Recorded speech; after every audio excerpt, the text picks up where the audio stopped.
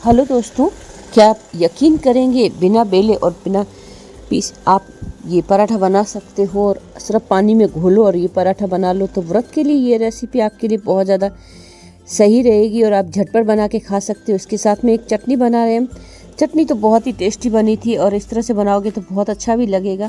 आज की हमारी रेसिपी बहुत स्पेशल है, व्रत के लिए झटपट बनने वाला नाश्ता, जिसे आपको भिगोना पीसना कुछ भी नहीं है, आप सिर्फ ऐसे बना सकते हैं। तो यहाँ पे आप देख सकते हो कितना इजीली बन के तैयार हो जाता है। आप एक बार प्रिपरेशन करके रख दीजिए और 7 दिन आप इसे नवरात्रि में आप खा सकते हैं, क्योंकि 2 दिन तो निकल ही चुके हैं, पर नवरात्रि में इस तरह का नाश्ता आपके लिए बहुत ज़्यादा इजी रहेगा। मैं यहाँ पे ले रही हूँ 1 कटोरी साबूदाना। अब साबूदाना को हल्का सा हमें रोस्ट करना है, ज़्यादा नहीं करना है। इसका रंग नहीं बदलना चाहिए, सिर्फ इतना ही करना है ताकि हम अच्छे से पीसें। तो ये सेट हो चुके हमारा और आप देख सकते हो मैं आँच को एकदम मीडियम ही रखूँगी, ज़्यादा तेज़ नहीं रखूँगी। ज़्यादा तेज़ रखने से हो सकता है इसका कलर भी बदल जाएगा। साबूदाना आपके लिए बहुत ज़्यादा हेल्दी भी रहता है और यहाँ पे इसको बनाने में आपको घी तेल भी ज़्यादा नहीं लगेगा। तो साबूदाना हमारा प्रिपेयर हो गया था। उसके साथ में मैं एक चटनी की तैयारी कर रही हूँ, जिसके लिए मैं मूंगफली ले रही हूँ। मूंगफली खाने के लिए बहुत ज़्यादा हेल्दी भी रहती है और ये जो चटनी बनेगी वो आपको सबको बहुत ज़्यादा टेस्टी भी लगेगी। मेरे घर में तो बहुत सबको पसंद आई, तो मैं ये चटनी अब हमेशा बना के रखने वाली हूँ। और इस तरह से मूंगफली को रोस्ट करना है ताकि इसका जो छिलका है अच्छे से निकल जाएगा और इसका टेस्ट भी हल्का सा अच्छा हो जाएगा। तो आप देख सकते हो कच्चापन निकालना है हमें मूंगफली का। जब भी आप मूंगफली का कोई काम करते हैं तो आपको गैस की आंच को मीडियम ही रखना होता है, ज़्यादा तेज़ नहीं रखना होता है, ये ध्यान रखिएगा। जब भी आप कोई तवे पे या पैन में रोस्ट करते हैं चीज़ें तो आंच को मेंटेन रखना बहुत ज़्यादा ज़रूरी है। यहाँ पे हम ले रहे हैं ये उबला हुआ आलू। प्रिपरेशन हमारी साथ साथ चलती रहेगी, क्योंकि अगर हम मूंगफली सेकते हुए भी ये काम कर सकते हैं, क्योंकि उसको सिकने में टाइम लगता है। तो धीमी आंच पे हमने उसको छोड़ दिया है और यहाँ पे मैं आलू को महीन वाले ग्राइंडर से कर रही हूँ। आप ध्यान रखिएगा, अगर आपने मोटा मोटा कर दिया तो चंक्स रह जाएंगे, फिर आपके पराठे में चंक्स अच्छा नहीं आएगा। तो इस तरह से आप सेट कर दीजिएगा। एकदम महीन सा हमने यहाँ पे बना लिया है। आप चाहे तो इसे मिक्सी में भी घुमा सकते हैं, पर उसमें फिर पानी लगेगा तो पराठे में थोड़ी सी दिक्कत हो सकती है। तो यहाँ पे मैंने इसको इस तरह से कर लिया था।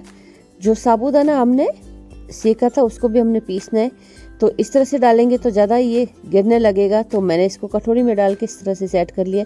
अभी कुछ टिप्स एंड ट्रिक्स होती है, हम भूल जाते हैं कि हमारा साबूदाना बिखर भी सकता है। यहाँ पे इसको एकदम सा महीन पाउडर बनाना है, ये ध्यान रखिएगा, एकदम ही महीन पाउडर बनाना है। मैंने यहाँ पे 2 चम्मच ये भगर के भी डाल दिए हैं, क्योंकि साबूदाना में आपको पराठा बनाने में थोड़ी सी दिक्कत हो सकती है, तो आप इसके साथ में भगर का उपयोग ज़रूर कीजिएगा। 2 से 3 चम्मच आप यहाँ पे, अगर भगर नहीं हो तो ये जो आटा होता है वो भी डाल सकते हैं, साघारी। तो मैंने यहाँ पे आलू के साथ में ये साबूदाना डाल दिया है और उसके साथ में मैं पानी डाल रही हूँ। मैं अभी थोड़ा थोड़ा करके डालूँगी, ये ध्यान रखिएगा। जितना आपने साबूदाना लिया उसका 3 गुना पानी लगेगा। तो इस तरह से आपको इसको मिलाते रहना है। थोड़ी थोड़ी देर में आप देखिएगा ये जो साबूदाना है वो आपका फिर से पानी लेने के लिए तैयार हो जाएगा। तो इस तरह से थोड़ा थोड़ा पानी मिला के हमें इसे प्रिपेयर करते रहना होगा। अभी आप देख सकते हो इसको अच्छे से मैं मिला रही थी। आलू भी हमारा अच्छे से मैश हो गया है। आप चाहें तो पहले साबूदाना का अलग से प्रिपरेशन करके बाद में आलू मिला सकते हैं, पर कोई दिक्कत नहीं, पहले मिलाएं या बाद में मिलाएं। तो आप देख सकते हैं फिर से मैं पानी मिला रही हूँ। तो मैंने यहाँ पे लगभग 1 कटोरी साबूदाना लिया है, तो मैं 3 कटोरी पानी डालूंगी, ये ध्यान रखिएगा। तो आप देख सकते हैं यहाँ पे अगर कोई छिलका आ जाता है तो निकाल दीजिएगा उसको। थोड़ा थोड़ा करके इसका हमें बैटर बनाना है। आप इस बैटर को बनाने में ये ध्यान रखिएगा, जैसे जैसे साबूदाना पानी लेता रहेगा वो सॉफ्ट होता जाएगा और आपको उस कंसिस्टेंसी तक बैटर रखना है जितने कि आप उसका चीला बना सकें। तो जी हाँ, आज हम बना रहे हैं साबूदाना का ये ऐसा नाश्ता जो आपके लिए खाने में बहुत ज़्यादा सॉफ्ट लगेगा और टेस्टी भी होगा, और उस चटनी के साथ में तो ये गज़ब का बन के तैयार हो जाएगा। तो व्रत के लिए भी आप स्पेशल सा टेस्टी बना सकते हैं, तो आपको तले फले खाने की भी ज़रूरत नहीं है। तो यहाँ पे मूंगफली के हमने छिलके उतार लेने इस तरह से। अब छिलके उतरे हुए होंगे तो हमारे मुंह में टेस्ट भी अच्छा आएगा और इसका कलर भी अच्छे से मेंटेन रहेगा। तो मूंगफली को मैंने छिलके उतार के इस तरह से जार में डाल दिया था पीसने के लिए।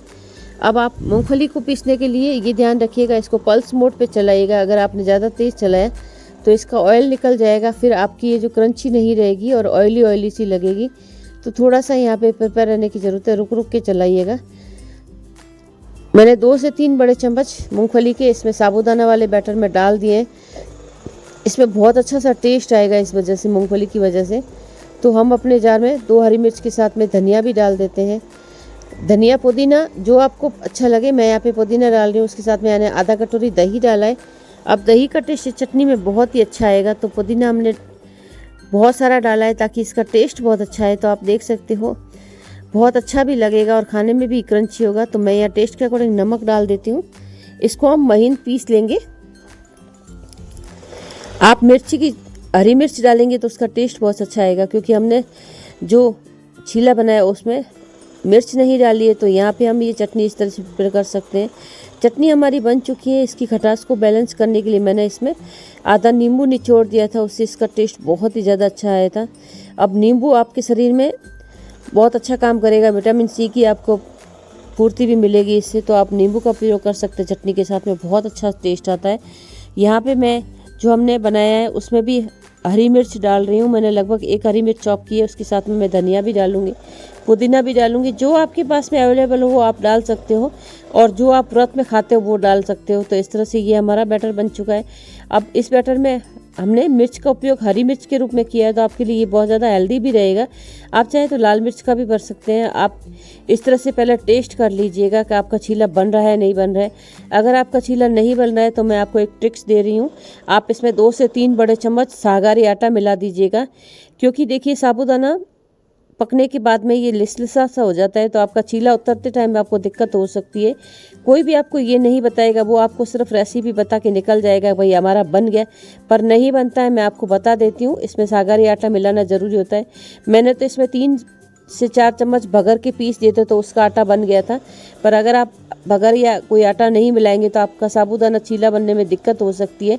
तो ये छोटी छोटी ट्रिक्स होती है जो कई यूट्यूबर नहीं बताते हैं आपको, वो सिर्फ अपनी रेसिपी बताकर निकल जाते हैं।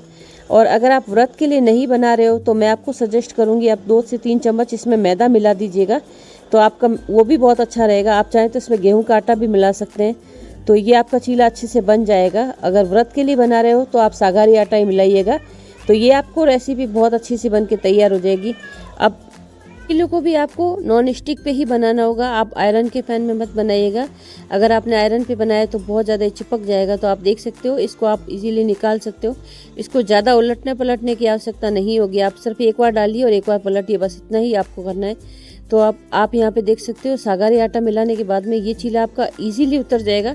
और साबूदाना का ये जो बिना बेले बिना वाला पराठा है आपको बहुत ही टेस्टी भी लगेगा और झटपट बन के तैयार हो जाएगा। घंटों आपको साबूदाना भिगोने की बिल्कुल भी नीड नहीं है, आप इजीली इसे बना सकते हैं। तो इसे पलटना भी बहुत ज़्यादा इतना दिक्कत वाला काम नहीं है। तो आप देख सकते हो ये हमारा साबूदाना का बन के तैयार हो गया है। दोनों तरफ से मैं इसको हल्का हल्का गोल्डन सा पका लूँगी ताकि इसका एक क्रंची टेस्ट भी आएगा। तो ये रेसिपी आपको कैसी लगी ये बताइएगा, और आप कहाँ से ये रेसिपी देख रहे हैं ये भी बताइएगा। आप देखिए बिल्कुल भी चिपक नहीं रहा है हमारा चीला और बहुत अच्छे से निकल भी जाता है।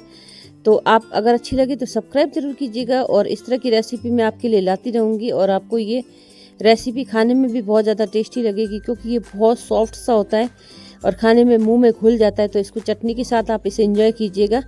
आप ये रेसिपी ज़रूर एक बार मेरे कहने पे बना के देखिएगा, पर मेरा जो टिप्स है वो याद रखिएगा। आप इसमें सागारी आटा ज़रूर मिलाइएगा, जिससे आपका ये इजीली बन के तैयार हो गया। तो हमारे तो ये बन के तैयार हो गए थे।